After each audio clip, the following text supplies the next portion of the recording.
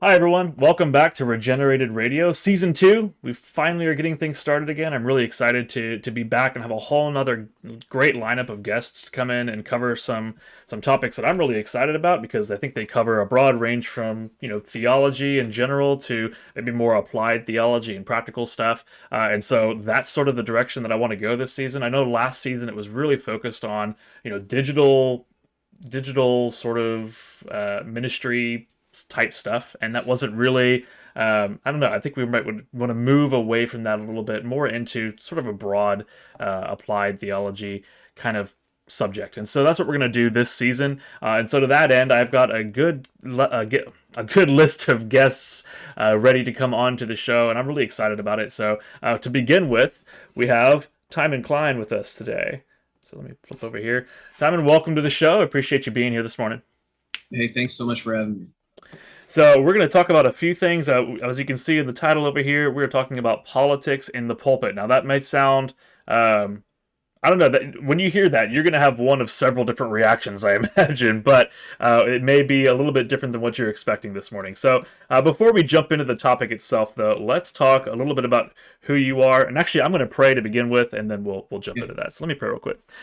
Dear Heavenly Father, we thank you for this time and this technology to come together across a long distance and just discuss a variety of topics. But today, God, I pray that as we discuss what politics in the pulpit has looked like historically, what it might look like today in some way, we pray that you would just be with us and guide our conversations, that we would glorify you in everything that we do. Lord, it's in your Son's name we pray. Amen.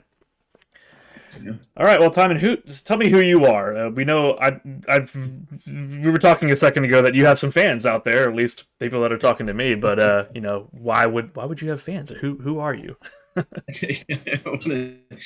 have a method. Yeah, so I live in Philadelphia now.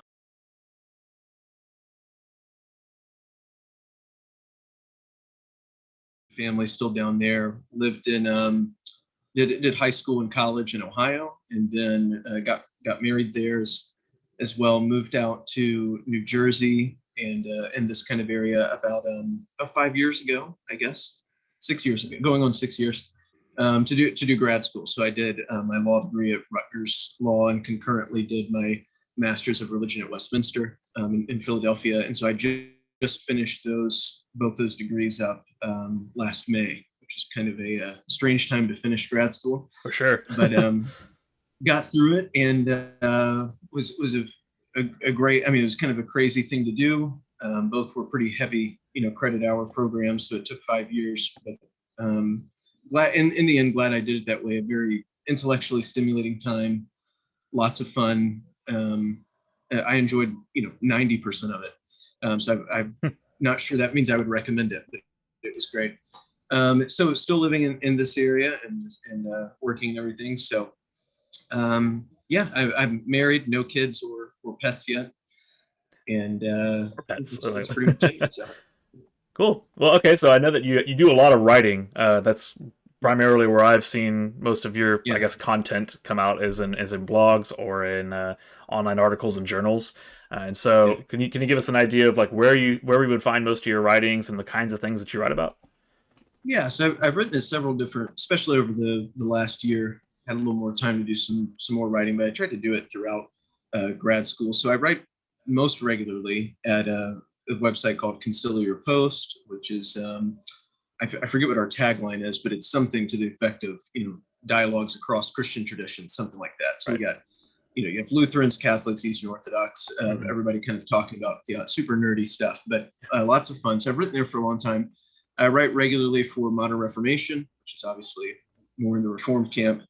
And I've put out quite a few things with Founders Ministries, and then just other places, American Spectator, Aereo magazine, some different one-off ones like that.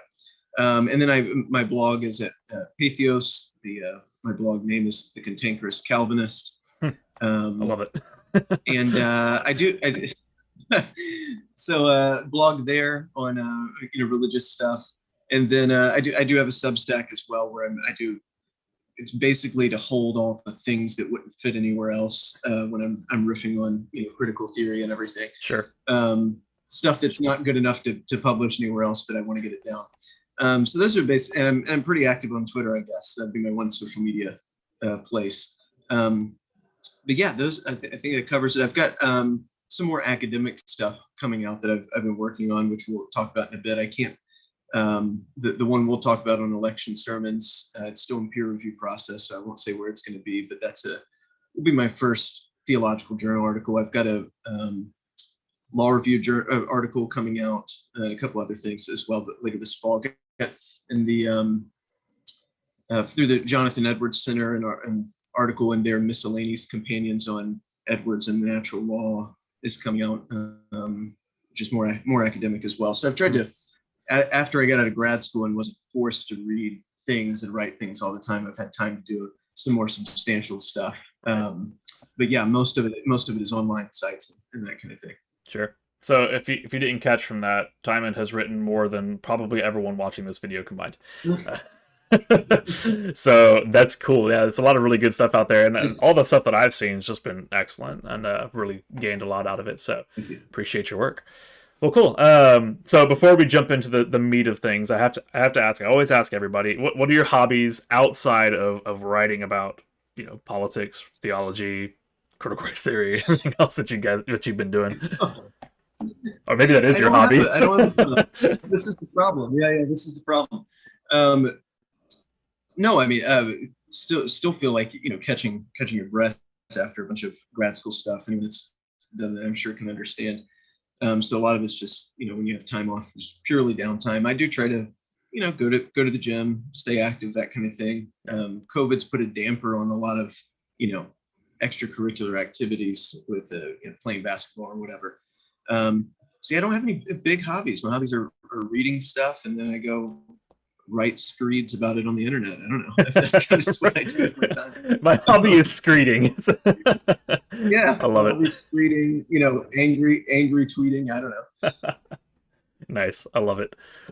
All right, so we're going to shift now sort of into the actual main body of the conversation. I want to talk about politics in the pulpit, right? And so, like I said earlier, I think that would really give it gives different reactions in whoever's actually hearing that phrase because of the way that things have shifted over the past 250 years of American history and longer, I guess. Obviously we've moved a little bit from what I'm gleaning from your articles, and so I wanted to give you a chance to sort of just explain what that looked like in the past. Give us the historic precedent of what did it look like to have politics in the pulpit. I know your article specifically addresses election sermons and things like that, and so just give us some examples and what that looks like.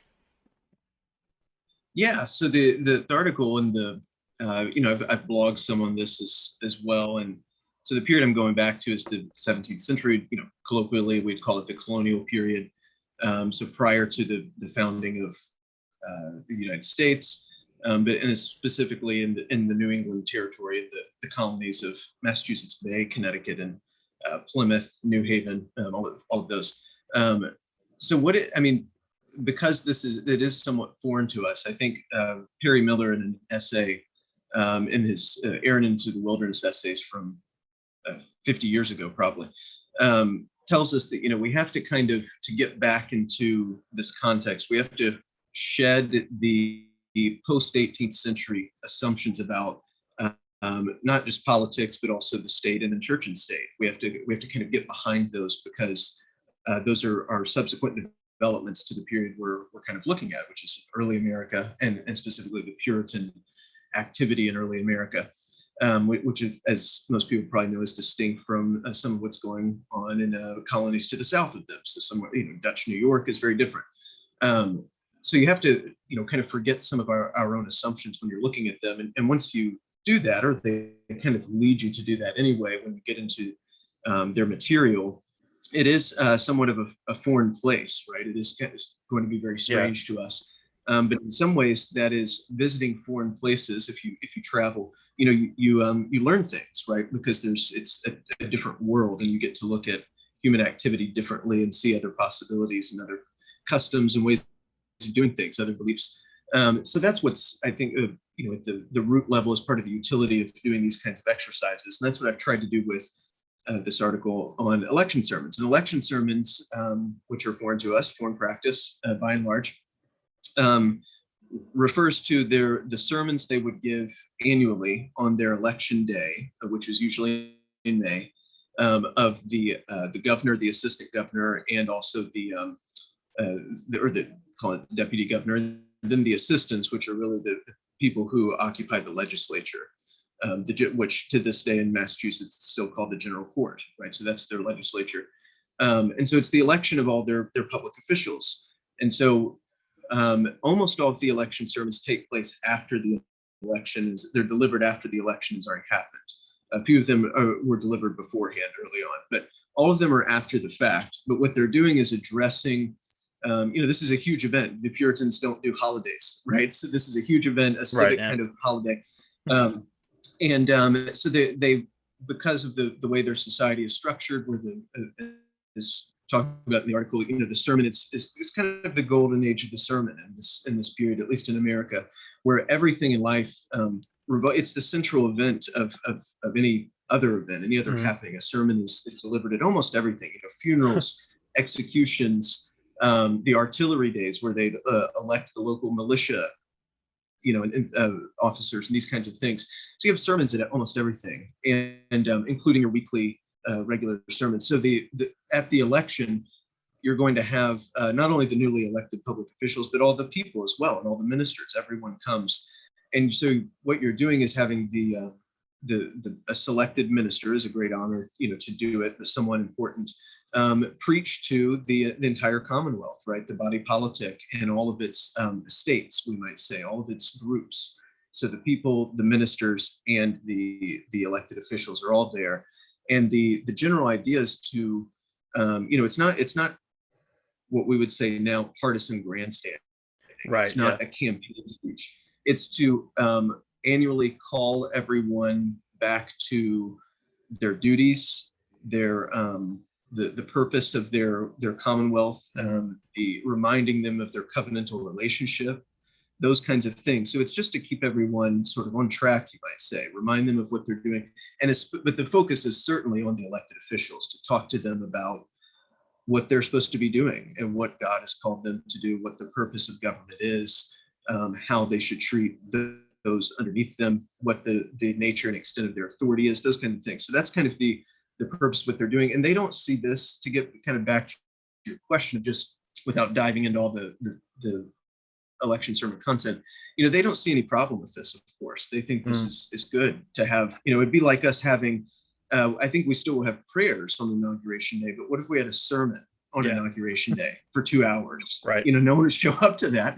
And we would find there would certainly be, these coalitions, the Freedom from Religion Coalition or something, would show up with a lawsuit immediately, right? Right. We just can't do this. So very, very odd to us. And there might be a lot of Christians that would be uncomfortable with it as well, even if they liked sermons, but they would think that it's the wrong context and that there's a blurring of lines, inappropriately. The Puritans certainly don't think this. Their view, if I may just kind of describe their view, I think, between church and state at a high level is there's a distinction between the two powers, of course, the temporal and the spiritual, the church and the state, right?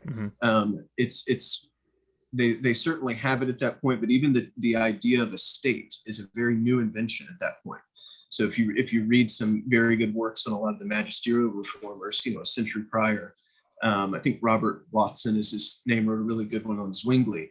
And he just makes a note in there that Zwingli in the city states, like Zurich, Geneva, and those things, they almost don't have a conception of a separation right between the two, right? The idea of the state is anachronistic. It would be anachronistic to them. They don't have state. It's just there's the corpus. There's the Christian communion. That's like how they think of things. So the Puritans aren't that far away from that too. So the stark separation would be foreign to them. They would not only foreign, but they would think it was wrong. And those ideas are starting to crop up in their period. So they do address that stuff. But they think of the powers are distinct, the roles are distinct, but both powers, church and state, are given by God, right? That's very clear.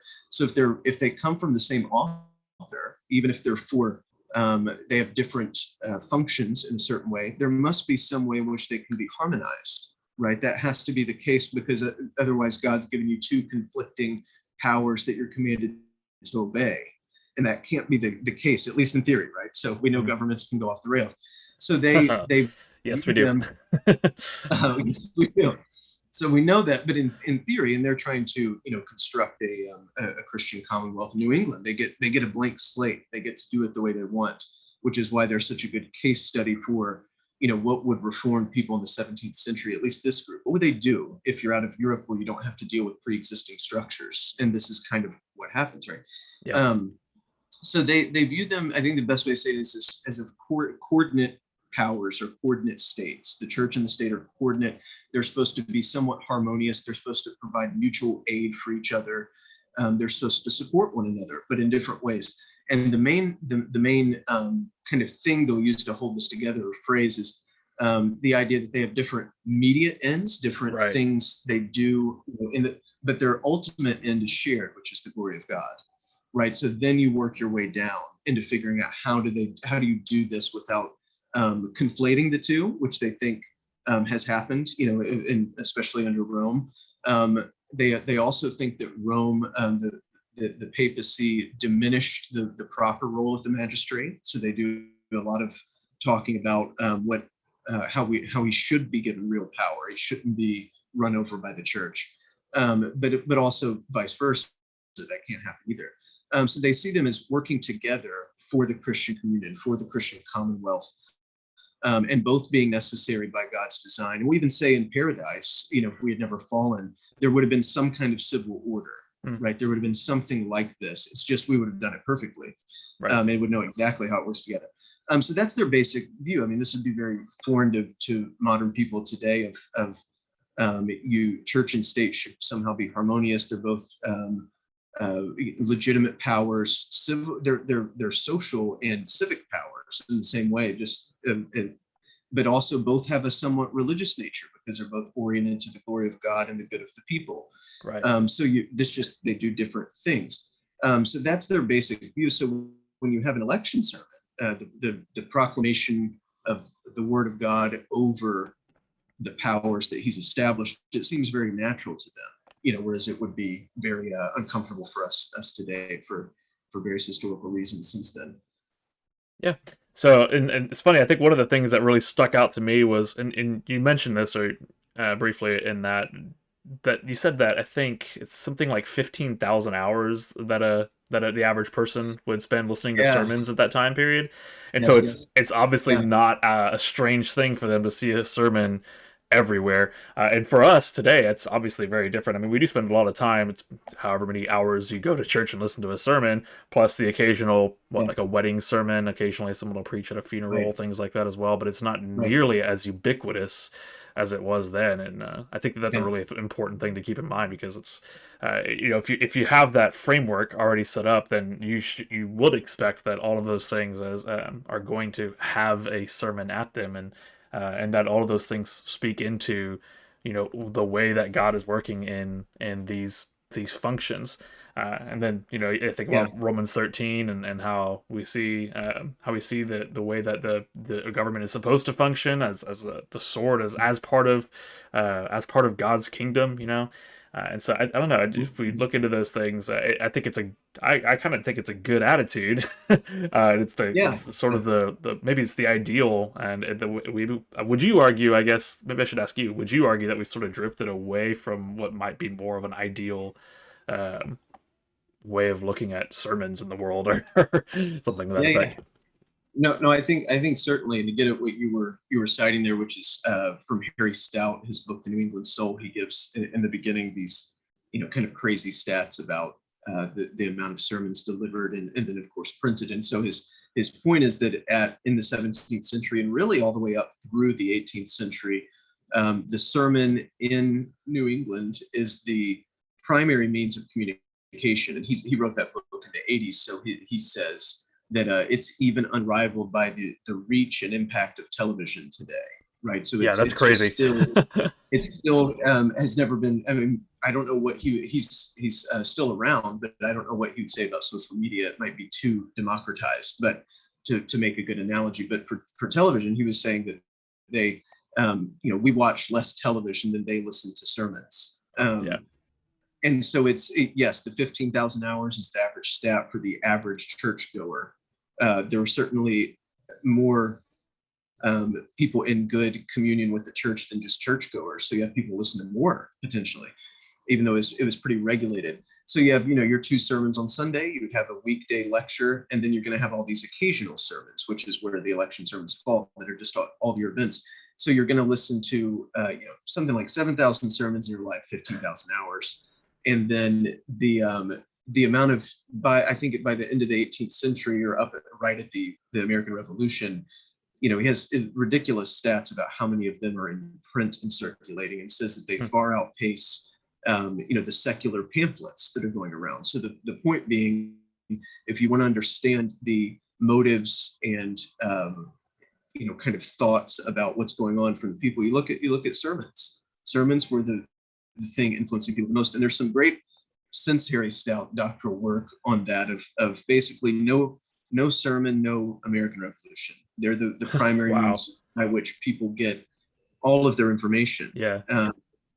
And they and that changes as they're not really talking about election sermons. There does become a thing that's referred to as political sermons, which are kind of a bit more grandstanding in certain ways. Right. You see that up through the election of 1800. Jefferson's super annoyed with guys denouncing him in pulpits and all this kind of thing. But that's kind of a farther away from what we're talking about. But I wonder why. He doesn't like it. There's some Federalist pastors in New York that are really giving him a hard time. But the point being, the influence of the sermon is it's really hard to comprehend. You can even read those stats, and still it's hard to think about how that would feel or what it was like.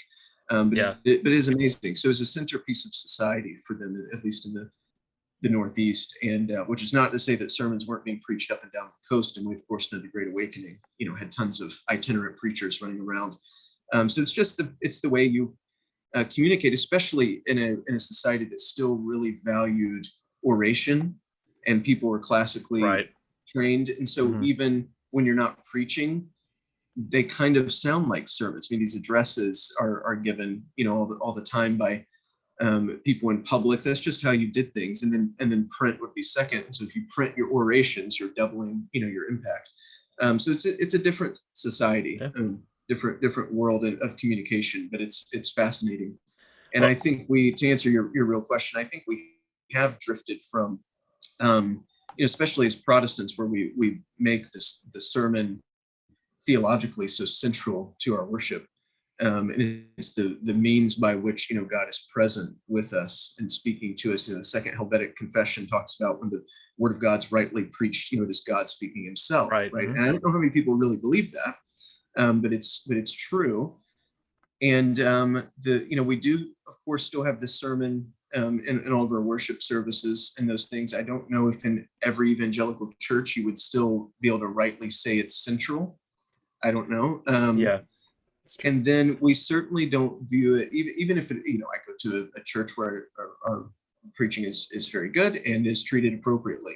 But I don't think I live in a community where the sermon is considered an indispensable element of your life all the time. Even if you're watching a YouTube sermon, that's not the same as the whole community getting together to listen to a pastor drone on for 2 hours about whatever. So we're a far cry away from their organization and enthusiasm for those things. I mean, it's not like there were, of course, Sabbath laws and those things, but it's not like people were being drug kicking and screaming, to the church service and chained to the pew. They liked it. So very different. And I think if you're a real Protestant and really believe in the power of the Spirit through the Word, that is a bad thing, and bad thing for all of us. So I would certainly. I don't know if my attention span's probably not cut out for what they were. To get anyone to have it, but I think it was an objective good. That they had that kind of thing. And their sermons are very even when you read them. I mean, they're very lengthy. Not just lengthy though. There's multiple points and then multiple sub points. They're not masters of the 3-point sermon. They're not doing that. Yeah. So it's all of us. I mean, I think I've heard Joe Beakey, who of course loves the Puritans, say do not preach like a Puritan to your people. They will not stand for it. They just can't do it because it would be it's too difficult to, to use their model. But controlling for differences, I think we could certainly do with more sermons. That's for sure. Yeah, for sure. Yeah, yeah, So the next like question that I would have on that before we move into sort of the modern viewpoint on this, I guess. yeah. Um, you mentioned a lot that they did a really good job of talking about, what are the roles of the government and the election sermons, at least in Yeah. particular. We've kind of broadened out, I think, to all of life, but to focus back onto election sermons, they were talking more about just reminders of their duties to God and to man, Mhm. and things Mhm. like that, which is, I think, what you would expect. Yeah. Did it start to move or sway at any point to where they're starting to try to sway public opinion on certain issues or things like Yeah. that? I guess in a sense you could say they're always trying to sway public opinion. It's Yeah, just not, sure.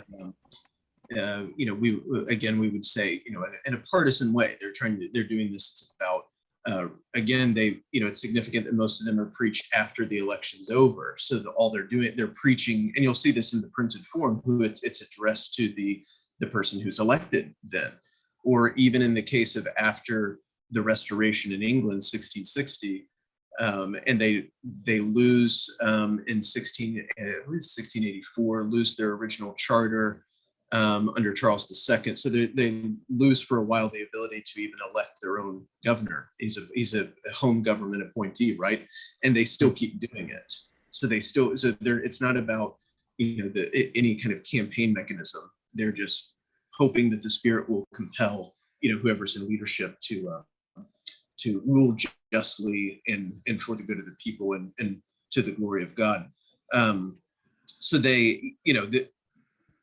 I don't think there is a drift in election sermons from what I've read. I mean, I begin the article talking about how the institution of the election sermon was outlawed or taken out of the legislation in 1884 in Massachusetts. So that's the last one was preached in 1883. Right.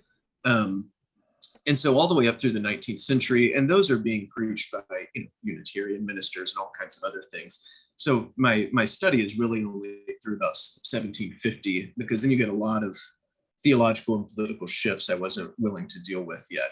But through 1750, at least, and beyond for sure for a bit, it's remarkably stable content. I mean, they begin preaching them in 1634. We just don't have the printed form of those until really 1661.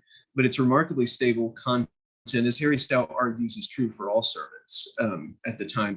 The narrative of drift and declension in those things don't come through in the doctrine as much as they do in other elements that you have to look at. So the content of the sermons, I think, is pretty stable. They understand their purpose. You can find some shifts of ideas, but it's not and shifts of language and those things. But what they're doing, they seem to the preachers seem to understand. And again, there's other political sermons that are more thoroughly political, as we would understand it, do come in the 17th second half of the 17th centuries or 18th century especially. But that doesn't really seem to affect the election sermons. Those are stable, and they're doing them by the 18th century in New Hampshire and Connecticut and Vermont and all the New England states. And they're just doing this thing. It'll talk about what's the Samuel Willard's famous sermon 1694 on the character of the good ruler. That's a good, if someone wants to get an idea of what an election sermon's like, 1694, I think, read that one. That's a perfect election sermon. And he was an important person, right? So it's a good one. And the whole thing is what the title indicates, right? I think his text is 2 Samuel, something about he rules over men and he has to be just, ruling in the fear of God, right? Okay, yeah.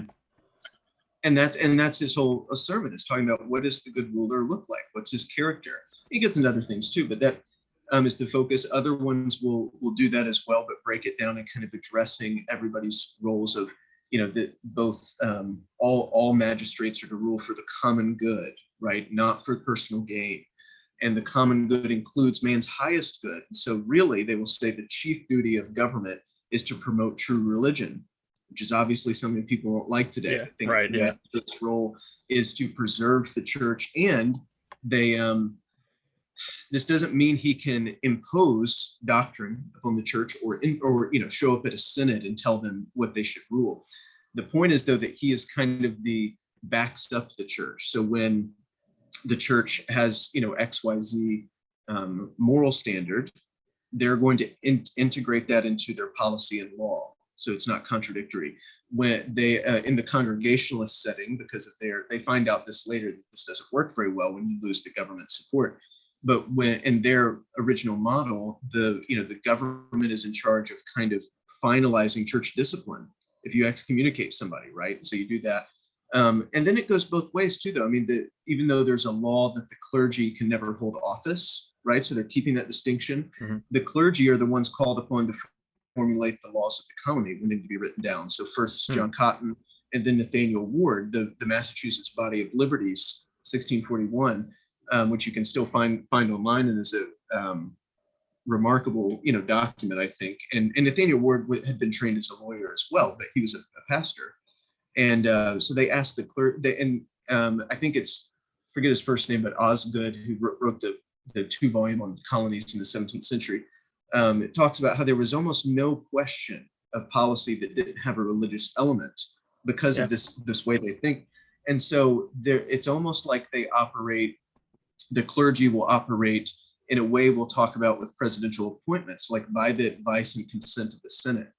That's basically how they work. So there's some conflicts at certain points. They never blur the lines, but it's kind of a voluntary, affection that the legislature will continues to bring in the pastors to say for conference and to say, what do you think about this? And vice versa. The magistrates will call the Senate if there's a big doctrinal controversy, because that's destabilizing. It's bad for social order and these things to have unanswered questions that are causing conflicts. So they'll call the ministers need to get together and figure this out for people.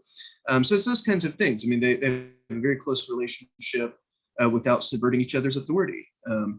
And so that makes sense to them, and it works. But that's why it's so important to make sure that your rulers are good men, they're godly men, because they have this power they're supposed to protect the church. If they don't, the church can't protect itself in that way, right? They will say the church doesn't need the state to perform its mission. It's a perfect society. It's not dependent. But God has chosen to set things up this way, and it's for the good of the church that the state is there, right? So it's not about the church's need; it's about the state's duty. Right. That's the whole point. This is what a rightly ordered society looks like. The church will be fine; Christ will uphold it. But if you want to adjust society, this is what it has to look like. And then they talk about the so character of your government organization, your character of your good rulers. But then they'll talk about the duties of citizens as well. And they expect a high level of deference by default, right? If you elect good rulers, then you can be deferential to them. And for them, I think, even though they're not, they've not separated from England in a strict sense, they still have their monarch. But in their local context, even though their rulers are elected, they still have some of the residual effects of the medieval theory of how the king inhabits or takes on the body politic, and to where they're indistinguishable in a certain way. That's what the coronation ceremony is about. And they still kind of think that way, of like the character of your ruler has a direct effect on the character of the society.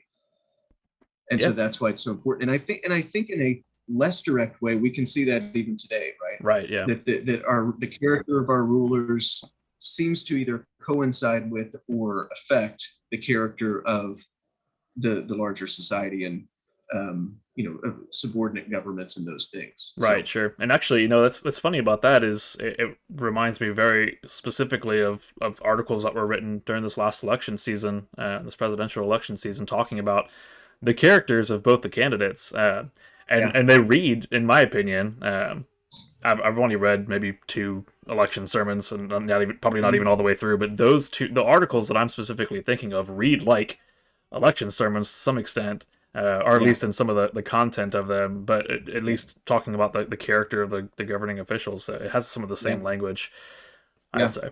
And I think that is perennially true. I mean, what you see, for navigating our context, in some ways it's more effective to look at the political maneuvering of the early reformers and those things, because they're in a hostile environment. Yeah. And they take on what I think you can learn from people like Luther and stuff, for better or worse, is that politics for them is somewhat very pragmatic, and it has to be. And so you kind of make concessions, take losses where you have to, those kinds of things. But if you look in New England with the Puritans, they have a more ideal situation. And so, for instance, in his discourse on civil government, which is not a sermon, it's a text, John Cotton, or I'm in a fierce debate with Stephen Wolfe over whether John Davenport wrote it, but he's probably right. But I'm refusing to see the point. So either Davenport or Cotton, they write a very good text on their view of civil government, which is where a lot of what I'm saying comes from. And they talk about at the end, of course, if you're in a hostile place, then the advice of the Apostle Paul about how to navigate that is totally applicable. That is the wise thing to do. But they say, if you're given a place where you can do your own thing, why would you not make it a Christian society? Right. So if you're in a pluralistic kind of place, and you even see this in, the integralist talk is all up now, and you see the 19th century popes writing these encyclicals about, how the church and state relate. They even talk about that, right? In a pluralistic society, you can't just coerce everybody, and you can't just get whatever you want. You've got to figure out how to navigate that. It's difficult. But what New England gives us is a more, whether you like it or dislike it is the question, but a kind of a unique situation. And one of the cases that has been made by Timothy Breen, who's a good Puritan scholar, is that New England in the 17th century for their time had an unrivaled, across the world, level of social cohesion and tranquility. So they had no civil wars, they had no real internal strife. Mm-hmm. You had disease and outside wars and some of those things, but it's an amazing level of peace and tranquility. And that's, for various reasons, but the point being their model, judged by that measure, was very effective. It worked, right? That's what everyone was after then. So it's instructive in certain ways, and in other ways it's not going to give us, immediate instruction of what we do in this situation. But that being said, caring about the character of rulers is always relevant. Yeah. It doesn't mean you're going to be able to make your final decision that way, potentially, in every context. You may have to be more pragmatic, but it always matters. And they would be, would fall over dead if they saw the state of our politics at this point, the kinds of people that get elected, that hold office, the kinds of policies we have that are just accepted by everybody. They would not be able to do it themselves.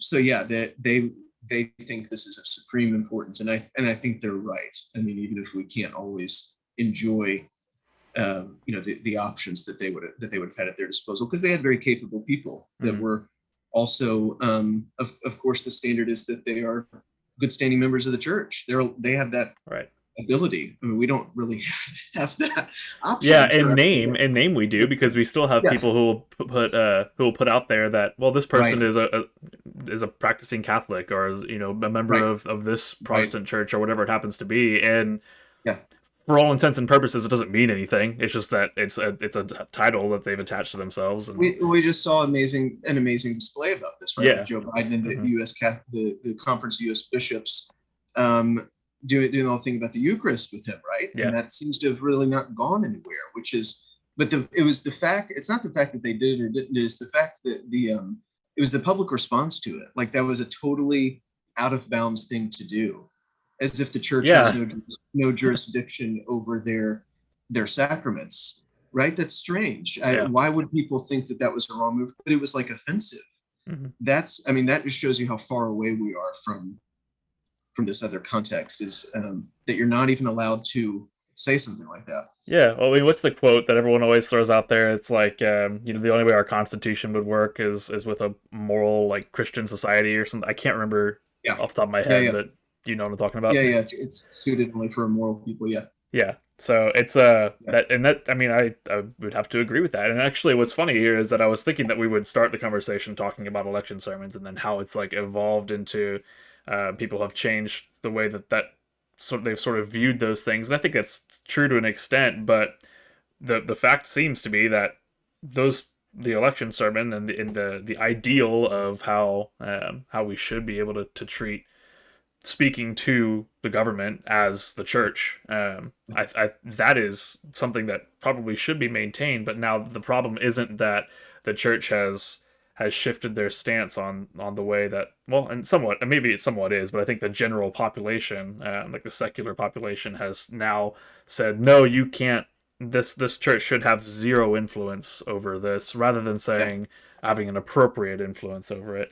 Right. And that's, I think, Yeah. a lot of my questions that I had moving forward were sort of along those same lines, but kind of answer a lot Yeah. of them with that one dichotomy. Yeah. Yeah. I think it's what we've seen, of course, the Puritans would recognize nothing about the Jeffersonian wall of separation, Mm, right? This idea of right. the start. Again, there's a distinction, but that's different than a separation of what we have now. This very high wall, increasingly growing high wall, increasing privatization of faith, and Yeah. your convictions. Basically, your religious liberty precedent from courts now is to give you a nice, allow you to stay in your home and be a bigot. That's like basically where you're at now with religious liberty. Yeah. The idea that it would have a robust influence on not only your personal politics, but at an institutional level of like what's going on. Even Christians look at that, kind of slanty eyed. They don't, Yeah. That's true. not too into that. I mean, you of course have later, some of this is the product of 19th and 20th century debates about the separateness of the church, which of course was, you can be cynical or more or less cynical about some of that because of what was going on in the national situation with civil rights and all that stuff. But either way, the doctrine is what you're dealing with. And some people believe that for truly genuine reasons. They think it's just correct. But when so you're just going to intentionally cut yourself off from public influence and what the Puritans would say a right kind of operation in society. That there can't be a society that is not religious. I mean, Richard Baxter said something like with the analogy between body and soul. If you have no church in the Commonwealth, it's just a body, which means it's not a person, because a person is body and soul, and so it's not a Commonwealth. It's just, so he uses the phrase purely civil society doesn't Hmm. exist. It's not a society. You have to have a religious core, and I think that is true in theory and fact. I mean, there is some morality that governs everything. There is some orthodoxy. So you just, you can see how there's always punishments for blasphemy and heresy. You just got to figure out which ones they are. Yeah. Um, In this I case, think a limited toleration of views is the ceiling to toleration. I don't think it's possible to accomplish the ideal of a truly neutral, pluralistic society, because all you've done is create stark competition and between views, and one is going to win. yeah. That's just how it goes. Right. Something has to inform your laws and policies, and I think we can all pick up which one's winning at present. Sure. And so it's like, yeah, it may not be religious in a traditional institutional sense, but there's something that will do that. And so I think the Puritans would say, well, why not the church? I mean, they'll have lines of, in Turkey, the Muslims do this, so we do this here. This is just how things work. You don't go to Turkey expecting to fit in Yeah. at that time. It's a Muslim country, so you would expect them to enforce that. So all that to say, I mean, we've kind of confused ourselves in certain ways. Not to say that there's not a room for robust debate about this organization, but I think a lot of this the church has just punted on and just kind of accepted the Right. prevailing approach to it.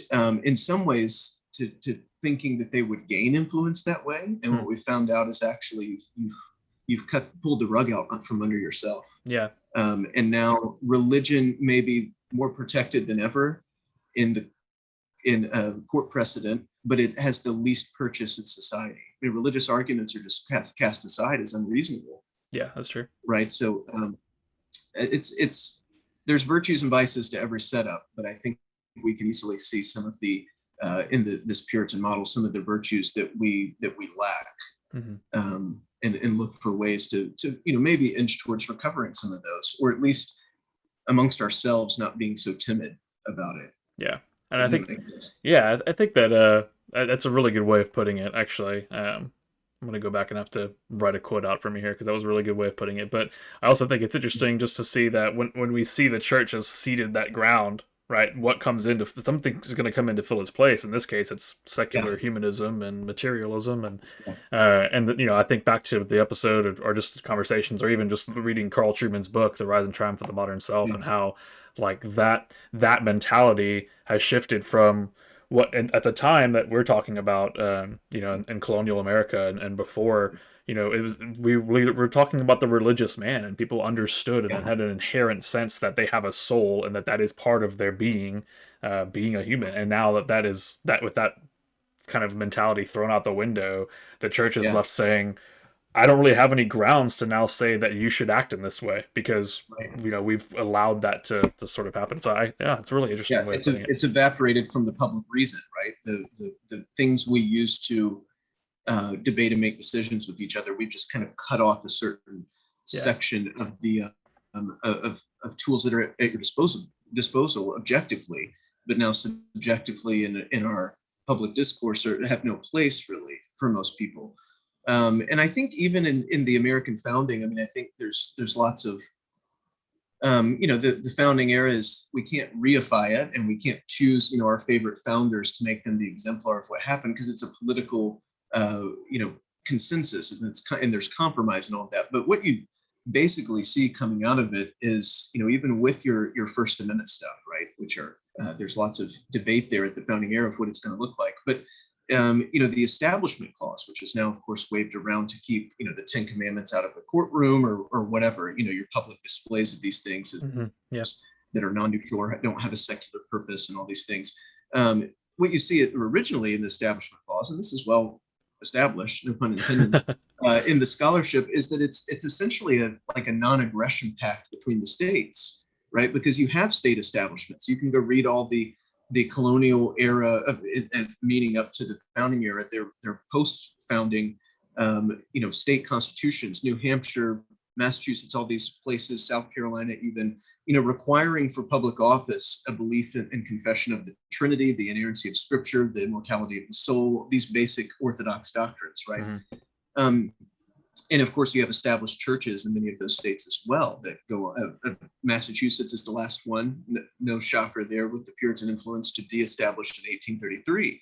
So all the way up through the 19th century, you have church establishments, which means they're state-funded churches, and you have these, tests for office and these public and explicit affirmation of basic Christianity. So I think what you had at the founding era is an ecumenical kind of Christian federalism, right? It's a way to avoid the wars of Europe between differing Christian sects and allow the states to have equal sovereignty and kind of do these things on their own. And they are the ones with the moral police power to legislate for morals and those things. But it's very clear that the general consensus is some kind of Christianity, and that bears out in certain early court cases on blasphemy that we even had.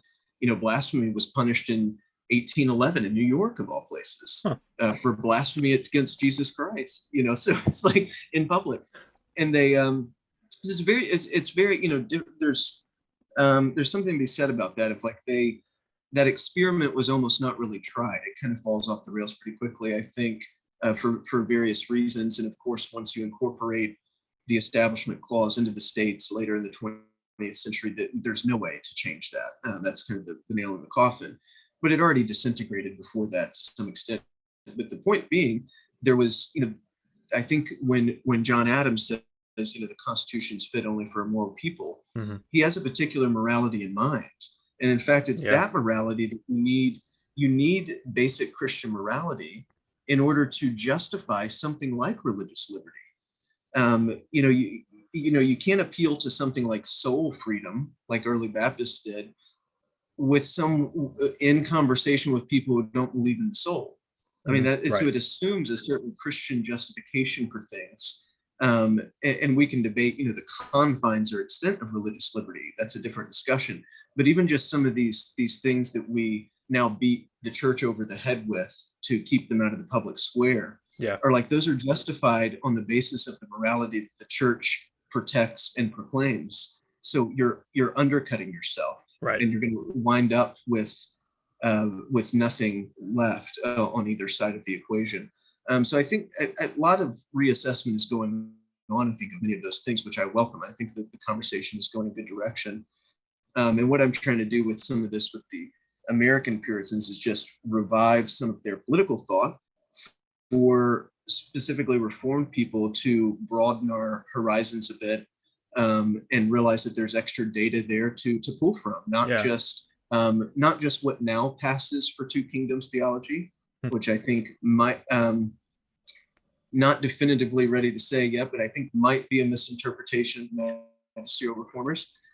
Or on the other side of the equation, which I've written against, theonomy, which is a reactionary and very modern kind of development. Right. And they try to rope in the American Puritans all the time. It's just they're not theonomists, not even close. But I like all that discussion, though, even with the theonist. I'm glad that you need people that are almost kind of belligerent for their own view so that we can test it and debate it. They're very good for that. But the pulling in something like the New England Puritans helps, expand the discussion a little bit more and say there's other models too that we can look at and learn from and figure out what, based on our circumstances, what options we have, what tools we have to try to do this in a theologically coherent way, and hopefully an effective way. But I think we got to get our mind right about it for ourselves before we can go out there and try to push anything in the public square. I don't think we understand what we want yet, if that makes sense. Right. No, yeah, I agree. And I was actually the last question that I was going to ask, you sort of answered in that. And so it was basically something to the effect of, where do we go from here? Like, how do we get back to the idea of pushing into society the view that, you have a soul and the church is there to take care of it, and the government has a role that comes alongside of that. How do we pull those things together? Unfortunately, we are like far out of time, so I'm not going to be able to go into that today. Maybe we can have a follow-up episode, though. I would love to, because what I'm hearing and everything that you're talking about is, you mentioned theonomy versus two kingdoms theology. It's like I want to bring that into the conversation a little bit. I wanted to talk about sort of the presuppositionalism that goes into some of those questions. There's a lot of different philosophical stuff that you're talking about with that we could dive into. Unfortunately, we don't have the time today. Yeah, it's all good, man. Well, maybe we can I'll pull you on again soon, and then we can have another discussion that goes into some of those details. But for now, as we sort of wrap up the discussion, I really appreciate you taking the time to talk today. This is some really fascinating stuff, frankly, because it's the kind of thing that I think we need to raise awareness of in the church again, to remember where our roots are and what we can do as the church and society, what we are biblically sort of responsible for. But anyway, I guess I just say what's possible. There's no iron law saying we can't get. I don't know if people believe this. I think it's 2014, which would be, and I think it was either North or South Dakota. 2014 was when the last blue law, Sunday blue law, was taken away. So some kind of honoring of the Sabbath. Mm-hmm. A Sabbatarian rooted idea. We had laws on the books for that till 2014. We still have laws on the books that are, like public indecency laws. We have still good court precedent, it's just not used, about lots of different moral questions that are very clearly, Christian influence, and will explicitly say so. So there's no iron law saying you can't recover things or just go a different direction. And I think even not to say you transport one model directly, like a one-to-one transfer of a model from somewhere else. But you're even seeing some of this in Eastern Europe now. I don't agree with everything they try to do, but very interesting stuff about what's possible in a more secularized society than we have. I just think it's worth, not being defeatist and saying, what are our options? What are our tools? And let's start thinking about this for, long term and what's possible, instead of constantly being on our heels about it. Sure. And don't be too bent out of shape about it either. Things change pretty fast. So in that way, I think it's not meant to just sit around and bemoan what's become of our society, although that's part of it. You got to see what's happened, but also to look toward the future of what could be done. Yeah, for sure. Cool. Well, I'll get in touch with you again soon so we can maybe we can have a little more discussion around that because I think that'd be really fun. But in the meantime, Absolutely, yeah. in the And meantime, oh yeah, go ahead. no, and feel free to cut anything you need to. I mean, just Yeah. let me drone on is great. But if it's not all usable, No, I no, it don't care is. what you do with it. I think it's great. Yeah, yeah. So very much appreciate, an interested conversation. Yeah. Someone else who, is thinking about these things is very good. And anyone who, I hope that people find it interesting or helpful or at least provocative at the very least, Yeah. to Right. For sure. come back at me on things. But I think you're right. I think people, even over the past year, I mean, COVID was could be, in many ways, a providential blessing. I mean, plague is often used that way. Yeah. And people are thinking about this stuff a lot more now with Definitely. Definitely. church state things, which is good. So I think I actually am optimistic about the direction lots of things are going, just because the people in the church are starting to think again, Yeah. For sure. which is good. Hmm. So I think people are hungry for this kind of discussion. Yeah. Maybe they're not interested in the Puritans, but something, people are. That's why therapy is popular again. Because people are looking for something. It's the same root at social justice stuff. That's Yeah. why it's going on. I mean, people are no longer satisfied with saying laws aren't moral. They're just neutral or arbitrary or something. Everything is moral. Everything's religious. Yeah. And that's what that impulse is doing. I mean, that point. book, Sacred Rights by Tara Burton, is all about that. Yeah. She actually says we're having a spiritual awakening. It's just none of it's in church. So that's kind of the thing. So I think it's a very interesting time. So I think people do like talking about this stuff now, which I love. So I appreciate you having me on to do it. Yeah. And, Absolutely. in the future, if you ever have use for me again, let me know. Oh, I Happy to will. come on again. Well, great. I appreciate it. Where can we find you online? I mean, we mentioned a lot of the blogs, and you said you're pretty much just on Twitter. Yeah, pretty much Twitter is the only social media I'm active on. Cool. The writing stuff, yeah, we were talking about. So, well, I'll drop a link to your Twitter in the description. okay. It's T. Lloyd Klein, I think, and so easy enough to find. Yep. All right. Well, would you mind praying for us to close us out today? Absolutely, yeah. Gracious Heavenly Father, we thank you for this day that you've made for us, and we thank you for your church, and we ask that you would continue to preserve her and use her to sanctify us. And we thank you for your word, and we ask that it would be proclaimed amongst us and amongst the world to bring disciples to you. And we ask that you would continue to give us wisdom and prudence as we try to discuss the things of this life, but in that to never lose sight of the life to come. We ask for these things in the name of your Son, who reigns with you forever. Amen. Amen.